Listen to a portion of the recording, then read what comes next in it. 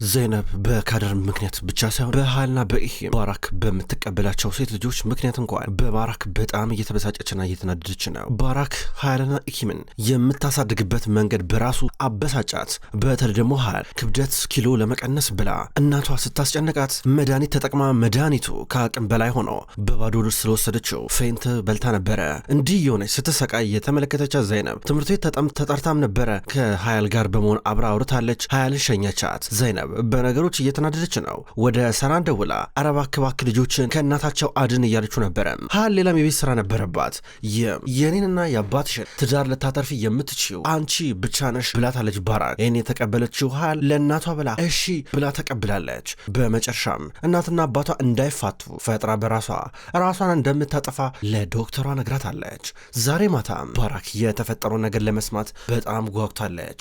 ሃያል እስከምትመጣ ድረስ ስትጠብቃት ነበረ። ማታ ላይ ሳሎን ስታገኛት እሺ ልጄ ምን ተፈጠረ ስትላት እማዬ የነገርሽኝን ነገር በሙሉ ነግሬያታለሁ ለዶክተሯ ብላ ነገረቻት። ጥሩ አባትሽ ነበር አለቻት። አዎ ነበረ፣ ግን ዶክተሯ ጠርታ አናገረችው። ምን እንደተባባሉ አላቅም፣ ግን ውስጥ ሆኖ ያወሩ ይመስለኛል አለቻት። ከዛ ባራክ ደስ አላት። ዋው ደስ ብሎኛል፣ በጣም ጥሩ። አሁን እንግዲህ የፈለግሽውን ነገር ጠይቂኝ፣ ደስ ያለሽን ነገር አደርግልሻለሁ አለቻት። እማዬ ትንጥዬ እንኳን ፒዛ መብላት ትችላለሁ ትንሽዬ አለቻት። ከዛ ባራክ ሃያልን አየቻትና ከተቀመጠችበት ተነሳች። ይቻላል፣ መጀመሪያ ግን ይሄን ማድረግ አለብን ብላ በቀጥታ ወደ አንድ ፎቶ አልበም ተጠጋች። የፎቶን አልበም እያመጣችው ፎቶዎችን ገለጥ እያደረገች የሆነ ፎቶ አመጣችላት። ተመልከችው። መጀመሪያ ከመብላትሽ በፊት ይህን ፎቶ በደንብ እንድታዩ ይፈልጋለሁ። ይህን ፎቶ አስታወሽው? እዚህ ጋር በጣም ወፍራም ነበርሽ፣ ለመክሳት ብለሽ ብዙ ለፍተሽ ነበረ። አሁን ከበላሽ ፒዛውን እንደዚህ ነው የምትሆኘው። እችን ሃያል መሆን ትፈልጊያለሽ? እስኪ ተመልከቺ፣ ላንቺ ነው የቤት ስራው እያለቻ ነበር። ልጇን እንደዚህ ትቀልደባታለች። አይ እማ ይቅርብኝ፣ አይ ከምበላ ቢቀርብኝ ይሻለኛል ስትላ ነበረ። ባራክ አሸነፈቻት። ሃያል ይቅርብኝ ብላ ሄደች። ከዛ ኢኪም እየመጣች ነበረ። ቢሆነ ዘንቢል ነገር ልብስ ይዛለች። ምንድን ነው ብላ ባራክ ጠይቃት። ከደረ እነዚህ አይነት ቀሚስ ትወዳለች ባክሽ፣ እኔ ሲጠበኝ ሳይሆን ሲቀረኝ ለሷ ሰጣታለሁ ልልክላን ነበረ አለቻት። ከዛ ባራክ ተብሎ እንዴት ሆኖ አንቺ ይህን ያህል ከከድር ጋር በጣም ተቀራርበሻል አለቻት። አይ ያው ደስ ትላለች፣ እንደገና ደግሞ እንደኔ አይነት ጸጉር ነው ያላት ይገርመኛል ስትላን ነበረ። ከዛ ባራክ እንደዚህ የሚባል ነገር የለም ኢኪል፣ አንድ ነገር ልንገርሽ፣ ሃያል በጣም ስሜቴና ደካማ ልጅ ናት። እሺ ቶሎ ነገሮችን ነው የምትረሳው። እኔ ለዚህ ነው አንቺን የማበረታታሽ፣ ለዚህ ነው ስኬታማ እንድትሆኚ የምጠራው። ከአንቺ ብዙ ነገር ጠብቃለሁ። እንደዚህ አይነት ነገሮችን አታርጊ። ምንጊዜም መግባባትና መቀረብ ያለብሽ ልክ ከአንቺ ተመሳሳይ የኑሮ ስታንዳርድ ካላቸው ሰዎች ጋር ነው። እሺ አንቺ የባራክና የሰዳት ቴጀር ልጅ ነሽ እንጂ የማንም ልጅ አይደለሽም። ካደር ደግሞ የማን ልጅ ናት? የማንም መንገደኛ ልጅ ናት፣ የሰራተኛ ልጅ ናት። ስለዚህ እንደዚህ ማድረግ የለብሽም አለቻት። ከዛ ኢኪ ጥሩሺ እያለቻት ነበር። ድንገት የፎቶን አልበም ስታየው እማዬ ድንገት የሆነ ፎቶ እኮ ባለፈው አይቼ ልጠይቅሽ እያሰብኩ ነበር አለቻት። የምን ፎቶ ብላ ባራክ ጠየቀች። የሆነ ፎቶ የት አለ ብላ እየፈለገችው ነው። ፎቶን አጣችሁ። እዚህ ጋር ኢኪም እየሆነ ማለት የቅርብ ጊዜ ነበረ ከአባዬ ኪስ ውስጥ የወደቀው የሆነ እንደ ቢጫ ጸጉር ነገር ነበረሽ። እንደማውቀው ከሆነ ደግሞ እኔንም እህቴንም ሃያልንም ስታረግዣት እንደዚህ አይነት ጸጉር አልነበረሽም። ምንድነው ስትላት ምን አይነት ጸጉር ቢኖረኝ ምን ይመለከትሻል? ለማንኛውም በቃ ሰዓት ሄዷል ተኚ ስትላት ነበር። ኢኪም ዞር አለች። ነገር ግን ባራክ ትንሽ ተነጫነጨ። በሌላ በኩል ቱሊያና ባላው ኤርካን ዛሬ ሰርጋለ ብለው ካደርን ቤት አስቀምጠው ሊወጡ ናቸው። በማታ ካደር ቤት ውስጥ ብቻዋን ናት። ከዛም በኋላ በልበቃ ቶሎ ኑጣይ ተባብለው ለሷ ቴሌቪዥንሽን ዝም ብለሽ እያሏት ወጡ። ዘይነብ በሌላ በኩል የእሷም እናትና አባት እንዲሁም ኢብሩ ቢሆኑ ወደ ሰርጉ ይሄዳሉ። ማታ ላይ ነው። ከዛ ከቤት እየወጡ እያለ ቱሊያና ኤርካን ስታያቸው እናንተም ሰርግ ትሄዳላችሁ እንዴ አለቻቸው። አሁን ሄዳለን ምን ችግር አለው ብላ ይመልሱላታል። እንዴ ካደርስ ብላ ጠይቀቻቸው። ልጅቷን ቤት አስቀምጣችሁ እንዴት ነው ትወጣላችሁ ብላ ጠይቀቻቸው። ምን ችግር አለው 5 ደቂቃ እኮ ናት፣ በ5 ደቂቃ ውስጥ እንመለሳለን ቴሌቪዥን ያየሽ ጠብቀናለች ብሎ ኤርካን ተናገረ። ፈጣሪ ሆይ ብላ ዘይነብ ተናዳ ተመልሳ ወደ ውስጥ እየገባች ነበረ። ከዛ በኋላ ኢብሩ ወደ ኋላ ነበር እየሄደች የነበረው። ከኋላ ቀርታ በድንገት ላይ ያዘቻት።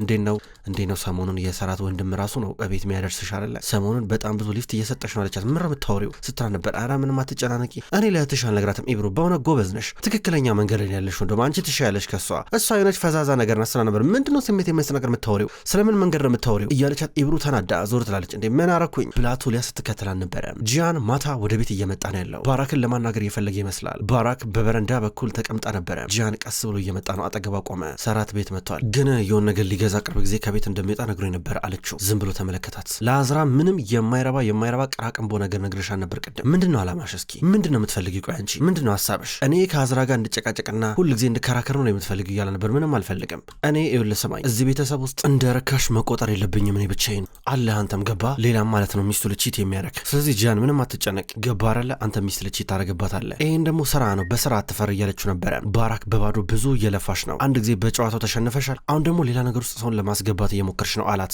ጂያን ይሄ ጨዋታ ገና መጀመር ነው፣ ገና ብዙ ምናየው ነገር አለ ትሏለች። በሌላ በኩል ጂያንም ቢሆን ወደ ሰራት እየደወለ ነው። ደውሎለት ሄሎ ወንድሜ በር ላይ ነበረው ሪሰፕሽን እኮ አገኘሁት እያለ ነበረ። ኧረ አገኘኸው አናገርከው እያለ ነበረ። ከዛ ከሆቴሉ ጋር ስራ ጋር በተያያዘ ባለፈው በተፈጠረው የወንጀል ስራ ተባባሪውን ተናገረው ያለው ሰራት ሁኔታው ከማስበው በላይ በጣም ከባድ ነው፣ የእሱም ተባባሪ ስሙን ነግሮኛል እያለ ነበር። ታዲያ ማን ነው ብሎ ሰራት ጠየቀ። በስልክ የሚወራ ነገር አይደለም፣ በአካል መገናኘት አለብን፣ የድርጅቱ ህንጻ ጫፍ ላይ ነው ያለሁት፣ ፓርክ ማድረጊያው ላይ እዛ መምጣት አለብህ አለው። ሰራት እሺ ብሎ ሊወጣ ነው ከቤት። በአንድ በኩል ባራክ እንዲሁም ጂያን እየተጨቃጨቁ ናቸው። እረፊ እያላን ነበረ። ለምን ሲባል እኔ ብቻዬን ዋጋ ከፍላለሁ ላጠፋውን ነገር፣ ሁሉም ሰው እያንዳንዱ ሰው ማለት ነው ዋጋውን ይከፍላል ተረስተ ነበር። አንቺ አብደሻል እንዴ እያል ነበር። አብጃለሁ ስማ እኔ አንድ ቤተሰብ ነው ያለኝ፣ እሱንም አልተወም፣ የትም አልሄድም፣ ገባረለ ይገባል የምልህ እያለችው ነው። ትኩር ብላ ተመለከተችው። እየተበሳጨ ነበረ። ስማ ባለፈው ለታ ያን ፎቶ ደግሞ ለሰራት እንደላካለ ታውቃለሁ፣ እረፍ በለው ቢያቆም ነው የሚሻለው ብላ እየተናገረች ነው። በድንገት ሰራት እየመጣ ነበረ። ጂያን እንሂድ እስኪ ጂያን ወንድሜ ደውሎልኝ ነበረ እና አስፈላጊ መረጃ አለ ብሎኛል ልንቀሳቀስ እያለው ነበር። ሁለቱም ተያይዘው መኪና ውስጥ ገብተው ይሄዳሉ። አሁን ዘይነብ ቤት ውስጥ ናት። ብዙ እያሰበች ነው። መጽሐፍ ታነባለች። ቤቱ ጭር ብሏል። ብቻዋን ናት። ሁሉም ሰርግ ሄደዋል። ከዛም በኋላ ተደወለላት። አትመጡም ወይ እያለቻቸው ነበር። እናትና አባቷን ትንሽ እንቆያለን አሏት።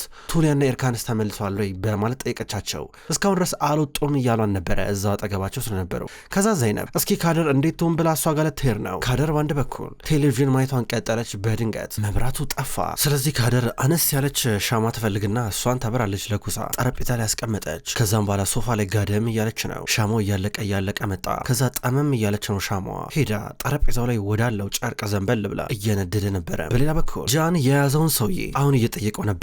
እባክህ ብዙ ጥያቄ ጠይቀኝ ያለውን ሌላ አስተባባሪ ካለ ንገረኝ ብሎ እያስጨነቀው ስለነበረ ጃን እየጠበቀ ነው ሰራት እስከሚመጣ ድረስ። ይሄን ሚስጥር ይሄን ጉድ እንዴት አድርጎ እንደሚናገር ግራ ገብቶታል። በአንድ በኩል አሁን ዘይነብ ከቤት እየወጣች ነው። ካደር ጋር ሊድ ብላ ብዙ አሰበች። እየወጣች ነው። ስትወጣ ቤቱ እየተቃጠለ ነበር ያየችው። ጠረጴዛው እየነደደ ነው። ካደርን ለማውጣት እየሞከረች ነው። መስኮቱን ሰበረች። በሩ ተቆልፏል። ቆልፎባት ነበር ሄዱት። እንደምንም ብላ ካደር በመስኮት በኩል ብላ ወጣች። ቤቷንም እየነደደ ነው። ጎረቤቶች መጥተው ውሃ እየረጩ ቤቱን ከመቃጠል እያዳኑት ናቸው። ከተወሰኑ ደቂቃዎች በኋላ ሰራት እና ጂያን መጥተዋል። ጂያን ከሰውየው ጋር አጠገቡ ቆሞ ነበር። መጡ። እየተቀራረቡ ምንድነው ወንድሜ እያለ ጂያን ይጠይቃል። ከዛም በኋላ ይሄ ነበረ ባለፈው ፓስፖርት የሌላቸው ደንበኞችን ሆቴላችን ያስገባው ብሎ ጂያን ተናገረ። ኧረ እንኳንም ተገኘ፣ ቆይ ፖሊስ ጋር እንደውል እያለ ይናገራል። እረፍ እያለ እጁን መታው።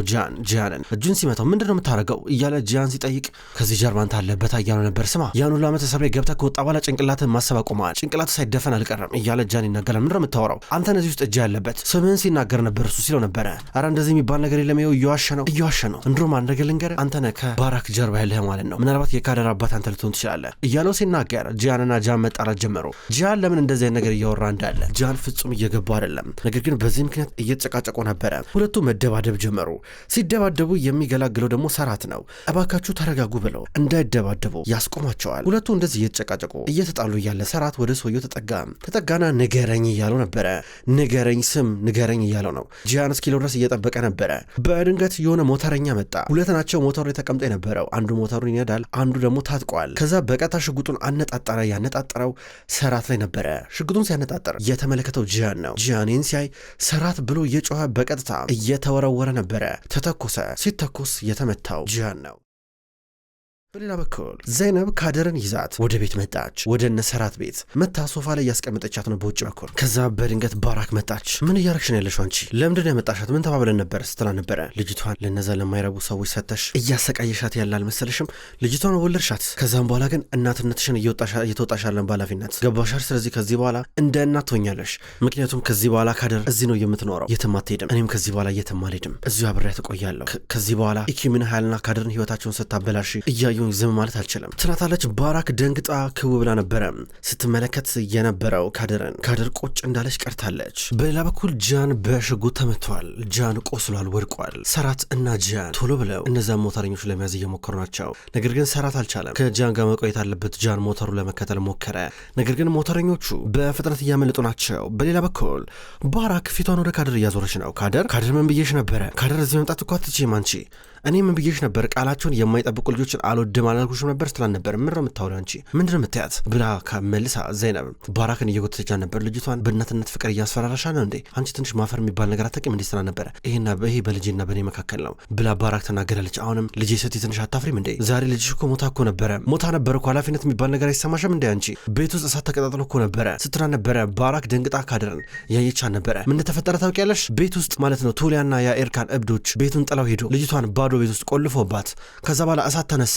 አንድ ነገር ሆና ነበር። እኔ በሰዓቱ ባልደርስ ኖሮ በጭራሽ አላገኛትም ነበረ። ከባሮ የሚወስድ ነበር። ካደር ደህና ነሽ ብላ ባራክ እዚህ ጋር ይጠይቀሽ ነበረ። ከዛ ካደር አዎ ደህና ነኝ እማዬ ስትል ነበረ። ደህና አይደለችም ታስፈልጊያታለሽ። እናቷን ማቀፍና መሳም አለባት። እቀፊያት፣ ሳሚያት ስትል ነበር። ዝም በይ እባክሽ፣ እኔ እናትነት ካንቺ አልማርም። እናትነት ልታስተምሪኛት ሞክሪ ስትል ነበረ። ከፈለኩኝ አስተምርሻለሁ፣ ምክንያቱም እናትነት ላንቺ አይነቷ ሴት አይገባሽም። እሺ ካደር ከዚህ በኋላ ባንቺ ምክንያት ማልቀስ የለባትም። ልጅቷ የአንገት ሐብል ሰርታለሽ ነበረ።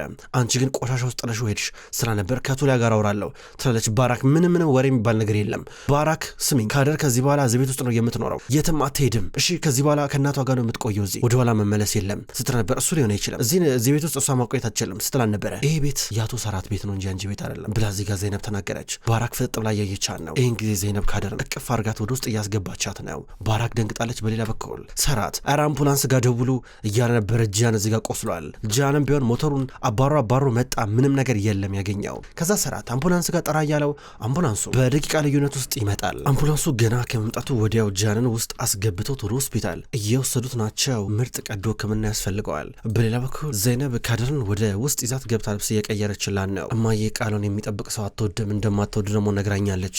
እኔ ደግሞ ቃሌን አልጠበቅኩም፣ ተናዳብኛለች እንዴ ስትል ነበር። አልተናደደችብሽም፣ አይዞሽ፣ ምንም እንደዚህ አይነት ነገር አልተፈጠረም። እሺ ዋናው ነገር አንቺ ደህና መሆንሽ ነው፣ ፈገግ በይ፣ አትዘኝ ስትል ነበር። በድንገት ሀያልና ኢኪ መጡ። ደስ ብሏቸዋል ስለተመለሱላቸው። ሀያል በተለይ ካደር ናፍቃን ነበረ። ቶሎ ብላ እያቀፈቻት ነው። ስለተመለሽ ደስ ብሎኛል ትላታለች። ከዛ በኋላ ኢኪም ብትሆን ነይ ቀፊና እያለች እዚህ ጋር ስጠይቃ ዘይነብ እኔ መታቀፍ አልወድም ትላታለች። እሺ እንጨባበጥ ብላ ጨበጠቻት ዘይነብ። ይህ ሁሉ ነገር ሲፈጠር ባራክ በረጋ ቆማ እያየች ነው። የመቅናት ስሜት እየተሰማን ነው።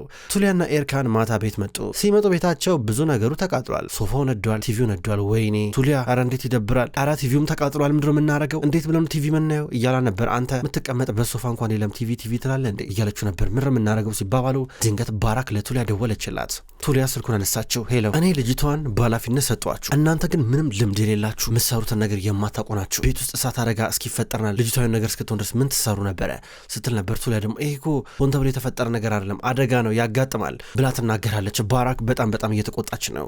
ቱሊያን በስልክ አመነጫጨቀቻት። ሁሉ ነገር አበላሻችሁት ስትል ነበር። እንዴት ብዬ ነው አሁን ያመኘ ልጄን ለእናንተ መሰጣችሁ ብላ ቀወጠችው። ከዛ በኋላ ቅድም ካደር የአንገት ሐብል ሰርታለኝ ነበረ።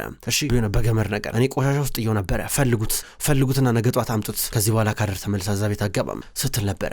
በሌላ በኩል አሁን ጂያን ቀዶ ሕክምና ሊደረግለን ነው። ጂያን ደግሞ ለፖሊሶች መረጃ እየሰጠ ነው። ሆቴላችን ውስጥ ባለፈው ፓስፖርት የሌላቸው ሰዎች ገብተው ነበረ። ከዛ ያደረገው ሪሰፕሽኒስትን እየፈለግነው ነበረ፣ አገኘነው፣ ጠየቅነው እያለ ነገራቸው። ከዛ ድንገት በጥይት ተኩስ እንደተከፈተባቸው ምናምን ነገር ይነግረዋል ፖሊሱ። ከዛ ሰራት የሚምጣ ቃሉን እንቀበላለሁ እያለው ነበረ። ሰራት ወደ ቤት እየተመለሰ ነው። አዝራ እንዲሁም እናቱን ወደ ሆስፒታል ለማምጣት ቀስ ብሎ ሊነግራቸው በስልክ የሚነገር ጉዳይም ስላልሆነ ማታ ላይ ሀያል አልተኛችም። ድንገት ዘይነብን አገኘቻት። እህቴ ዘይነብ ስለተመለሽ ደስ ብሎኛል፣ ነገር ግን ቃል አስገብቼሽ ነበረ አትናገሪብኝም አይደለ ትላታለች። ይህም መድኃኒት እየተጠቀመች እንደነበርና ቅርብ ጊዜ ፌንት እንደበላች እንደማትናገርባት ቃል አስገባቻት። ከዛ ይህን ሁሉ ነገር ሲያወሩ ድንገት ነበረ የመጣችው ባራክ አልተኛሽም እንዴ እያለቻት ተቆጣቻት። ከዛ በኋላ ወዲያው ሀያል በቀለተኛ ብላ ወደ ውስጥ እየገባች ነው። ዘይነብን ብትሆን ጥሩ እናት ብትሆኝላቸው ጥሩ ነው እያለቻት ነበረ። ከዛ እሷ በቃ ተረት አነብላታለች ለካደር ከዚህ በኋላ ጥሩ እናት ሆንላታለሁ አንቺም ራሱ አታስፈልጊም እያለቻት ነበረ። መጨረሻቸው የሚያምር ተረት ነው የምትፈልገው የማይረባ ነገር እንዳነግሪያት ትላታለች። በሌላ በኩል ኤርካን ቆሻሻ ውስጥ ሀብል የተባለው ነገር እየፈለገ ነው። አሬ ነገር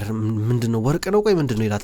ወርቅ ነው 24 ካራት ወርቅ ዳይመንዶቹ ላሉ ስትለው ነበር። ወይኔ ፈጣሪ ሆይ እያለ መፈለጉን ቀጠለ። ኤርካን አብዳል እንዴ በገመድ ነው የተሰራው ተደሳሰታል እንደዚህ በገመድ ነው የተሰራው አልኩ እኮ አለችው። ይሄ ገመድ አላት። ገመድ ምን ነው የምፈልገው ቀጥል እያለችው ነበር። ባራክ የኔ አንገት ሐብል ካላገኘ ነው ጥሩ አይደለም፣ ከሷ ጋር መጣላታችን አይቀርም እያለችው አሁንም እያስፈለገችው ነበረ።